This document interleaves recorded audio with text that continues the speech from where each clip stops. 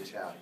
We set some guidelines and some goals, and I thought we accomplished several of those, and again, we have a clear path and a clear definition of what we need to work on in the future. So I couldn't be more proud of them and their effort. I thought they did play with a lot of passion. I thought they played hard, and hopefully it's a sign of great things to come. What have the emotions of the last month or so been like, and what were the emotions for you today? I mean, obviously when you got here months ago, you didn't think you'd be the head coach tonight. Sure. Well, it's been a roller coaster. There's been ups, there's been downs, there's been a little bit of everything in between. I tell you, the most exciting thing has been the resiliency of this group. Our team has been absolutely amazing through it. They bonded together. They've become such a close family, such a close-knit group, and a lot of times it takes a team months and months and months to get a chemistry like they have and a repertoire with each other like they have. And through some adversity, they've had to bond together, and I couldn't be more proud of that. Obviously, the emotions were high, low, everywhere in the middle today. I'm excited that I have my family here. I think she's got her family here. I think about half the team has their family here. So on that note, it was great to see some familiar faces and know that we've got some support out there. Additionally, I think that it was great to have the 91-92 team here. It's a very special weekend for them, and I think it gave us a little extra motivation and somebody besides ourselves to look forward to playing to and are playing in front of. One other note, I cannot emphasize enough the value of the administration and how supportive they've been of our program. So many times they get all the bad publicity or bad media, and I tell you what, there's nobody that has been more supportive of us than Ross, Lynette, and Stephen. They've just been amazing. They've been over backwards every way possible, and we would not be here, and we would not be in the middle state we're in and competing like we are if they didn't have that support. Do you have to reassess a little bit this week, or encourage them to stay focused, knowing about the postseason, even the SEC tournament? How has that been handled? That's something that they were aware was coming.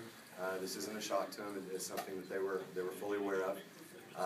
Knowing that, they came out and I think competed just as hard as if they were, in the mix for a postseason berth. One of the things that we've talked about is our journey and where we're going and where we want to be. And I think that they really embrace the fact that they have a finite time together. We talked about minutes today. I think I still have it written down. And in the pregame, we talked about the 525,600 minutes that make up a year, and broke that down into some different variables. And coming into tonight, we actually, as a team, will get 1,160 minutes together. And we just wanted to come out tonight and make sure that the first 40 of those 1,160 were something that we could use as a building block and move forward from and take positives from. And I thought they really did that tonight.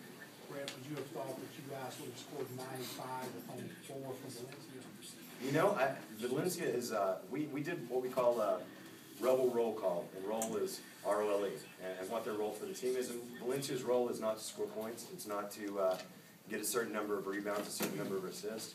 Valencia's job is to guarantee us wins this year.